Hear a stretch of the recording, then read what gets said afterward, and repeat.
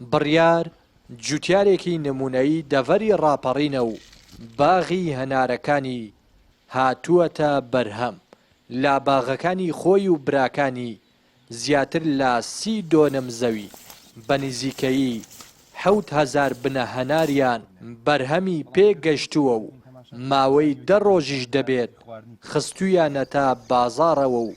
هەناری ترش و شیرینیشی هەیە. ئەو جوتیارە نمونەیە دەڵێت خاک و ئاوهەواکەی دەڤەری ڕاپەڕین زۆر گونجاوە بۆ هەنار و بەرهەمێکی باشی دەبێت ئەگەر لەلایەن کەسانی شارەزاوە سەرپەرشتی بکرێت. بەڵێ ئێمە لەو سنوورەدا لە سنووری ڕاپەڕین ئیشمان باغداریە لە چەند شوێنێکی ئەو سنوورە لە چەند گوندێکی ئەو سنوورە ئێمە باخمانەیە وەکو سەر و چاو گرجان و قەرەنیاغا و کانی ماران و گوندی جەری دۆڵی خۆشناوەتیش لەوانە هەمووی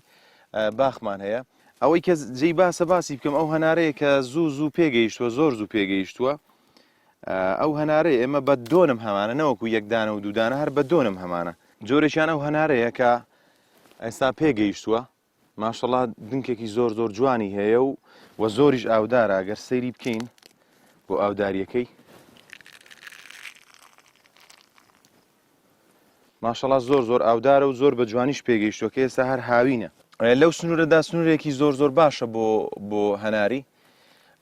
چونکە هەم خاک هەم ئاوی باشی هەیە. بڕیار ماوەی چەند ساڵێکە خوێندنی تەواو کردووە دوای ئەوەی بێئومێد دەبێت لە دامەزراندن بیر لەوە دەکاتەوە کاری باخداری بکات و خاوەنی بەرهەم و پرۆژەی خۆی بێت. ئەو دەڵێت گەر حکوومەت و لایەنە پەیوەندیدارەکان هاوکاریان بن دەتوانن زۆربەی بەرهەمەکان بەتایبەت هەناردەی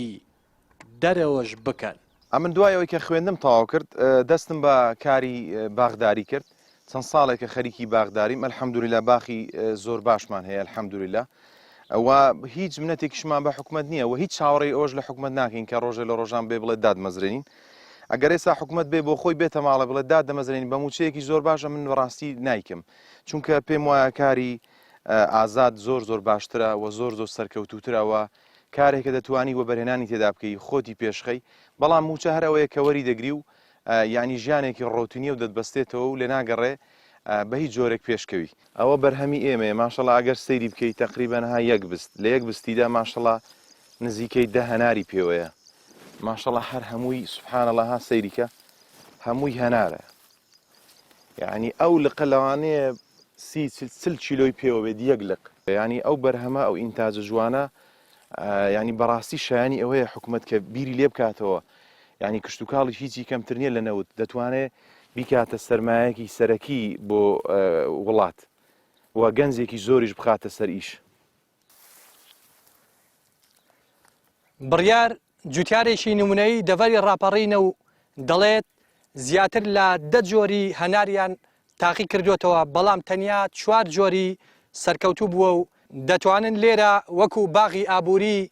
سوودی لێ ببینن. گرنگترین جۆریشی کا لە ئێستادا پێگەشتووە هەناری ترش و شیرینە و خراوەتە بازاڕەوە. ڕێناس ئەرسەلان کەناڵی پەیام